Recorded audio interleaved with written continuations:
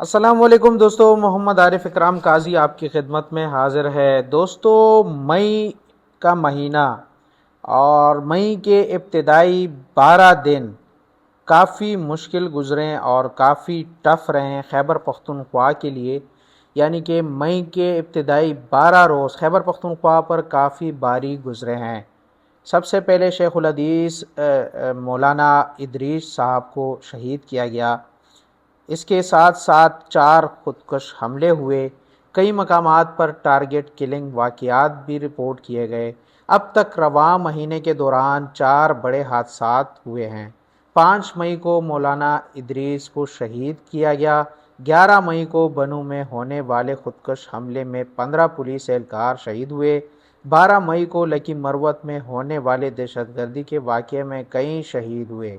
10 مئی کو بنوں میں ہونے والے خودکش حملے میں 2 پولیس اہلکار شہید ہوئے۔ 8 مئی کو ہنگو میں 6 شہری شہید ہوئے۔ 5 مئی کو جنوبی وزیرستان میں خودکش حملے میں 1 شخص جاں بحق ہوا۔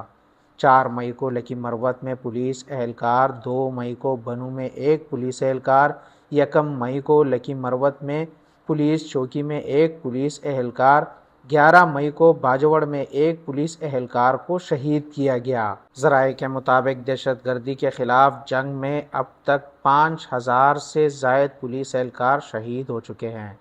کم وسائل کے باوجود دہشت گردی کے خلاف جنگ میں خیبر پختونخوا پولیس اہم ترین کردار ادا کر رہی ہے۔